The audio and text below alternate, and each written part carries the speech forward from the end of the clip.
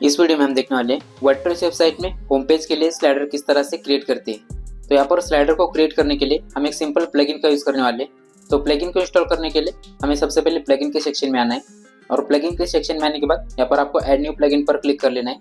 उसके बाद यहाँ पर आपको सर्च करना है डिपिक्टर स्लाइडर। तो इस प्लगइन को सर्च करने के बाद यहाँ पर ये प्लगइन आ जाएगा। उसके बाद इस प्लगइन को आपको इंस्टॉल करके एक्टिवेट कर लेना है। प्लगइन के एक्टिवेट हो जाने के बाद आपको इस प्लगइन के डैशबोर्ड में जाना है। तो डैशबोर्ड में जाने के लिए यहाँ पर आपको नीचे स्क्रॉल करना है और उसके बाद यहाँ पर आपको डिपिक्टर का एक ऑप्शन दिखाई दे रहा होगा। इस ऑप्शन में आपको क्लिक कर लेना है। उसके बाद यहाँ पर आपको डैशबोर्ड के ऑप्शन पर क्लिक कर लेना है। तो डैशबोर्ड के ऑप्शन पर जैसे आप क्लिक करोगे आपके सामने कुछ इस तरह का एक डैशबोर्ड दिखाई देगा। तो यहाँ पर आने के बाद अभी आप देख सकते हो यहाँ पर अलग अलग तरह के स्लाइडर क्रिएट करने के लिए हमें अलग अलग तरह की ऑप्शंस दिए है। सपोज आप पोस्ट स्लाइडर क्रिएट करना चाहते हो तो आपको ये वाला ऑप्शन सेलेक्ट कर लेना है। आप अगर प्रोडक्ट स्लाइडर क्रिएट करना चाहते हो तो ये वाला ऑप्शन आपको सेलेक्ट कर लेना है। आप अगर हीरो सेक्शन क्रिएट करना चाहते हो तो आप इस ऑप्शन की मदद से वो हीरो सेक्शन क्रिएट कर सकते हो। लेकिन आप अगर कैरोसेल क्रिएट करना चाहते हो तो इस ऑप्शन की मदद से आप कैरोसेल स्लाइडर क्रिएट कर सकते हो। इसी के साथ इस प्लगइन की मदद से आप पॉपअप और नोटिफिकेशन बार भी क्रिएट कर सकते हो। आप अगर एआई की मदद से स्लाइडर क्रिएट करना चाहते हो तो यहाँ पर आप एआई की मदद से स्लाइडर भी क्रिएट कर सकते हो। लेकिन ये ऑप्शन आपको सिर्फ प्रीमियम में मिलेगा। इसके लिए आपको इस प्लगइन का पेड वर्जन लेना पड़ेगा। तो अभी मैं यहाँ पर आपको दो मेथड्स के जरिए स्लाइडर को क्रिएट करके दिखाऊंगा। तो सबसे पहले मेथड में यहाँ पर अलग अलग तरह के टेम्पलेट्स दिए गए, उस टेम्पलेट का यूज करके स्लाइडर को किस तरह से क्रिएट करके ऐड करते हैं उसके बारे में बताऊंगा। उसके बाद जीरो से मतलब स्क्रैच से स्लाइडर को किस तरह से क्रिएट करते हैं उसके बारे में भी बताऊंगा। तो सबसे पहले हम यहाँ पर टेम्पलेट को इंपोर्ट करके देखेंगे। तो टेम्पलेट को इंपोर्ट करने के लिए डायरेक्टली आप टेम्पलेट वाले ऑप्शन पे भी जा सकते हो, अदरवाइज यहाँ पर आपको स्लाइडर पर क्लिक कर लेना है। तो यहाँ पर स्लाइडर पर क्लिक करने के बाद यहाँ पर अलग अलग तरह के टेम्पलेट आपको दिखाई देंगे। यहाँ पर आपको जो टेम्पलेट अच्छा लगता है वो टेम्पलेट आप डायरेक्टली इंपोर्ट कर सकते हो। तो फिलहाल हम यहाँ पर एजुकेशन से रिलेटेड वीडियोस बना रहे तो इसलिए मैं यहाँ पर एजुकेशन से रिलेटेड कोई टेम्पलेट सर्च करता हूँ। तो यहाँ पर सर्च करने के बाद यहाँ पर अलग अलग तरह के एजुकेशन रिलेटेड टेम्पलेट्स आ जाएंगी। तो इनमें से मुझे पहले वाले ठीक ठाक लग रहा है तो इसको मैं इंपोर्ट कर देता हूँ। तो यहाँ पर इसको इंपोर्ट करने के लिए यहाँ पर आपको इंपोर्ट वाले बटन पर क्लिक कर लेना है। तो इसके ऊपर क्लिक करने के बाद ये टेम्पलेट ऑटोमेटिकली इंपोर्ट हो जाएगा। तो अभी आप देख सकते हो हमारा टेम्पलेट यहाँ पर प्रॉपर्ली इंपोर्ट हो चुका है। तो सबसे पहले इस स्लाइडर को हमारी वर्डप्रेस साइट में किस तरह से ऐड करते हैं उसके बारे में बताता हूँ। तो इसको हमारी वर्डप्रेस साइट में ऐड करने के लिए सबसे पहले यहाँ पर आपको पब्लिश वाले बटन पर क्लिक कर लेना है। पब्लिश वाले बटन पर क्लिक करने के बाद इस स्लाइडर को हमें यहाँ पर पब्लिश कर देना है। इस स्लाइडर को पब्लिश करने के बाद यहाँ पर आपको शॉर्ट कोड दिखाई दे रहा होगा। तो इस शॉर्ट कोड को आपको यहाँ पर कॉपी कर लेना है। तो शॉर्ट कोड को कॉपी करने के लिए सिंपली आपको यहाँ पर क्लिक कर लेना है। शॉर्ट कोड को कॉपी करने के बाद आप जिस पेज में या फिर जहाँ पर आप स्लाइडर ऐड करना चाहते हो उस पेज को यहाँ पर ओपन कर लेना है। उसके बाद इस पेज के बैकएंड में जाना है। तो इस पेज को एडिट करने के लिए मैंने यहाँ पर इस पेज को एलिमेंटर के बैकएंड में ओपन करके रखा है। तो यहाँ पर आने के बाद सबसे पहले मैं यहाँ पर एक ब्लैंक सेक्शन ऐड कर लेता हूँ ताकि मैं यहाँ पर मेरा शॉर्ट कोड पेस्ट कर सकूँ। यहाँ पर ब्लैंक सेक्शन ऐड करने के बाद यहाँ पर आपको एक कंट्रोल ऐड कर लेना है। तो सबसे पहले यहाँ पर आपको शॉर्ट कोड का कंट्रोल सर्च कर लेना है। आप डायरेक्टली शॉर्ट कोड का कंट्रोल आपके पास नहीं है तो आप टेक्स्ट एडिटर भी यूज कर सकते हो, लेकिन मेरे पास यहाँ पर शॉर्ट कोड का कंट्रोल अवेलेबल है इसलिए मैंने यहाँ पर शॉर्ट कोड का कंट्रोल ऐड किया। उसके बाद हमने जो शॉर्ट कोड यहाँ पर कॉपी किया था उसको यहाँ पर आपको पेस्ट कर देना है। इसको पेस्ट करने के बाद यहाँ पर आपको अप्लाई बटन पर क्लिक कर लेना है। उसके बाद इस पेज को यहाँ पर अपडेट कर देना है। पेज को अपडेट करने के बाद यहाँ पर आप इसका प्रीव्यू भी देख सकते हो। तो प्रीव्यू देखने के लिए सबसे पहले हमें इस पेज को यहाँ पर रिफ्रेश करना पड़ेगा। तो पेज के रिफ्रेश हो जाने के बाद आप यहाँ पर देख सकते हो मेरा स्लाइडर प्रॉपरली डिस्प्ले हो रहा है और ये प्रॉपर तरीके से स्लाइड भी हो रहा है। तो चलिए अभी देखते हैं इस टेम्पलेट को हमारे हिसाब से किस तरह से एडिट करते हैं। तो इसको एडिट करने के लिए सबसे पहले हमें हमारे प्लगइन के डैशबोर्ड पर आना है। तो यहाँ पर प्लगइन के डैशबोर्ड पर आने के बाद आप जिस एलिमेंट को एडिट करना चाहते हो उसके ऊपर आपको सिंपली क्लिक कर लेना है। तो उस एलिमेंट पर क्लिक करने के बाद यहाँ पर राइट साइड में इसका एडिटिंग का पार्ट ओपन हो जाएगा। तो यहाँ पर अभी आप देख सकते हो सबसे पहले टैब में डिजाइन का ऑप्शन दिया है। तो यहाँ पर डिजाइन के ऑप्शन में यहाँ पर आप इसकी पोजीशन वगैरह सेट कर सकते हो। उसके बाद यहाँ पर उसकी साइज वगैरह डिफाइन कर सकते हो। बाद में आपको यहाँ पर नीचे इसके स्टाइलिंग वगैरह चेंज करना चाहते हो तो इसकी स्टाइलिंग भी यहाँ पर अपने हिसाब से यहाँ पर सेट कर सकते हो। इसके बाद यहाँ पर आपको एक ऑप्शन का भी टैब दिखाई देगा। इस ऑप्शन के टैब में आप उस एलिमेंट का नाम वगैरह डिफाइन कर सकते हो, मतलब सेट कर सकते हो। उसके बाद आप उस एलिमेंट को रिस्पॉन्सिव रखना चाहते हो तो ये वाला ऑप्शन आपको इनेबल कर देना है। अदरवाइज आप उस एलिमेंट को किसी स्पेसिफिक ब्रेक पॉइंट पे हाइड करना चाहते हो, मतलब रिस्पॉन्सिव में हाइड करना चाहते हो तो आपको ये वाला ऑप्शन यहाँ पर इनेबल कर देना है। उसके बाद यहाँ पर आपको कस्टम स्टाइल इंटर करने के लिए भी ऑप्शन दिया है। आप अपने हिसाब से कोई कस्टम स्टाइल इंटर करना चाहते हो तो यहाँ पर कस्टम स्टाइल भी इंटर कर सकते हो। उसके लिए यहाँ पर एक एग्जाम्पल दिया है। यहाँ पर इस तरह का आप सिलेक्टर यहाँ पर यूज कर सकते हो। बाद में यहाँ पर आपको थर्ड ऑप्शन में ओवर का टैब दिखाई देगा। तो इस ओवर के टैब में इस एलिमेंट के ऊपर आप माउस ओवर करोगे तो किस तरह का ट्रांजिशन दिखाई देगा, वो ट्रांजिशन यहाँ पर आप अपने हिसाब से सेट कर सकते हो। तो इसको सेट करने के लिए सबसे पहले आपको यहाँ पर इसको इनेबल कर देना है। इसको इनेबल कर देने के बाद इसकी जो भी सेटिंग है वो यहाँ पर ओपन हो जाएगी। बाद में आप इसको अपने हिसाब से जैसे भी सेट करना चाहते हो वो इसको सेट कर सकते हो। इसके बाद नेक्स्ट टैब में आपको यहाँ पर एनिमेशन का एक ऑप्शन दिखाई देगा। इस एनिमेशन के ऑप्शन की मदद से आप अपने एलिमेंट्स को एनिमेट भी कर सकते हो।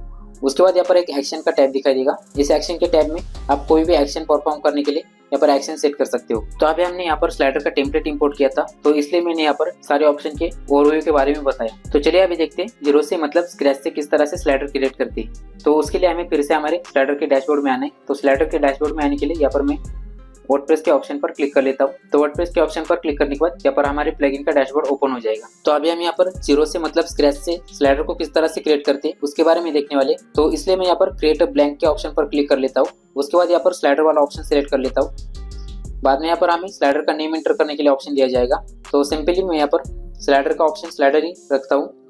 उसके बाद यहाँ पर आप जो भी साइज इंटर करना चाहते हो, मतलब अपने स्लाइडर की जो भी साइज रखना चाहते हो वो साइज यहाँ पर आप इंटर कर सकते हो। तो मैं यहाँ पर इसके साइज इंटर कर लेता हूँ। साइज इंटर करने के बाद यहाँ पर इसका लेआउट भी आप सेट कर सकते हो। तो फिलहाल मैं यहाँ पर फुल विड्थ ही रहने देता हूँ। फुल विड्थ को सिलेक्ट करने के बाद यहाँ पर मैं क्रिएट अ स्लाइडर पर क्लिक कर लेता हूँ। तो जैसे मैं यहाँ पर क्रिएट अ स्लाइडर पर क्लिक करूंगा मेरा एक ब्लैंक स्लाइडर यहाँ पर क्रिएट हो जाएगा। तो अभी हम इस ब्लैंक स्लाइडर को स्टेप बाय स्टेप डिजाइन करेंगे। तो सबसे पहले हमें कोई इमेज यूज करनी है। तो यहाँ पर आप अपने हिसाब से कोई इमेज यूज करना चाहते हो तो इमेज भी यहाँ पर दिए गए, आप डायरेक्टली इमेज यहाँ से ले सकते हो। इसके अलावा आप अपने हिसाब से कोई इमेजेस अपलोड करना चाहते हो तो डायरेक्टली आप यहाँ पर अपलोड वाले ऑप्शन पर क्लिक करके अपनी खुद की इमेजेस अपलोड कर सकते हो। तो मैं यहाँ पर ये इमेज यूज कर लेता हूँ फिलहाल। तो उसके बाद मैं इस इमेज को यहाँ पर इसके डिजाइन के हिसाब से यहाँ पर सेट कर लेता हूँ। इसके बाद मैं इस स्लाइडर के ऊपर कुछ टेक्स्ट ऐड करना चाहता हूँ। तो टेक्स्ट ऐड करने के लिए यहाँ पर आपको टेक्स्ट का एक ऑप्शन दिखाई दे रहा होगा। तो इसके ऊपर आपको क्लिक कर लेना है। इसके ऊपर क्लिक करने के बाद सबसे पहले यहाँ पर हम हेडिंग को सिलेक्ट करेंगे। तो यहाँ पर हेडिंग को सिलेक्ट करने के बाद आपकी हेडिंग यहाँ पर ऑटोमेटिकली ऐड हो जाएगी। उसके बाद यहाँ पर आप हेडिंग टेक्स्ट इंटर कर सकते हो। तो हेडिंग टेक्स्ट इंटर करने के लिए मैं यहाँ पर इस हेडिंग को यहाँ पर कॉपी कर लेता हूँ। इसको कॉपी करने के बाद यहाँ पर इसको पेस्ट कर देता हूँ। तो इसको पेस्ट करने के बाद सबसे पहले हम इसके डिजाइन के पार्ट में जाएंगे। तो सबसे पहले हम इस हेडिंग की साइज चेंज कर लेंगे। तो इसकी साइज चेंज करने के लिए सबसे पहले हम इस हेडिंग को यहाँ पर सिलेक्ट कर लेते हैं। सिलेक्ट करने के बाद यहाँ पर डिजाइन वाले ऑप्शन में आते हैं। तो सबसे पहले मैं यहाँ पर इसका फॉन्ट वेट चेंज कर लेता हूँ। तो मैं यहाँ पर बोल्ड कर लेता हूँ इसको। फॉन्ट वेट चेंज करने के बाद मैं इसके साइज भी यहाँ पर चेंज कर लेता हूँ। तो मैंने यहाँ पर 35 सेट किया है। अभी हम यहाँ पर एक सब हेडिंग ऐड करने वाले। तो यहाँ पर हम सब हेडिंग ऐड करने के लिए यहाँ पर सब हेडिंग पर क्लिक कर लेते हैं। तो सब हेडिंग पर जैसे हम क्लिक करेंगे तो यहाँ पर सब हेडिंग ऐड करने के लिए हमें ऑप्शन अवेलेबल हो जाएगा। तो मैं यहाँ पर इसको नीचे एडजस्ट कर लेता हूँ।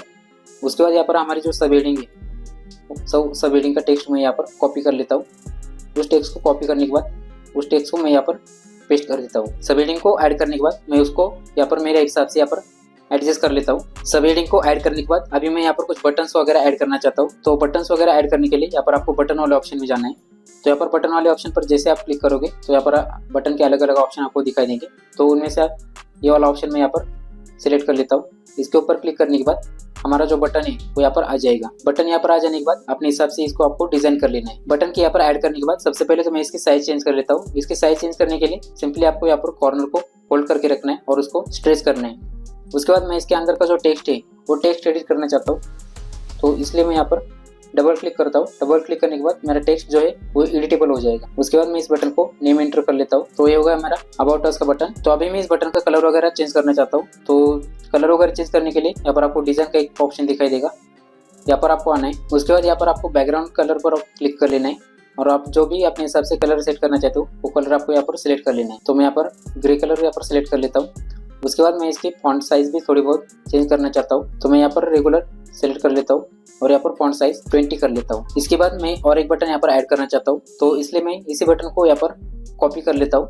तो इसको कॉपी करने के लिए इसके ऊपर मैं राइट क्लिक कर लेता हूँ और राइट क्लिक करने के बाद इस बटन को मैं यहाँ पर डुप्लीकेट कर लेता हूँ। तो इसको डुप्लीकेट करने के बाद मैं यहाँ पर इसको एडजस्ट कर लेता हूँ। इसको यहाँ पर एडजस्ट करने के बाद सबसे पहले मैं इसका टेक्स्ट चेंज कर लेता हूँ।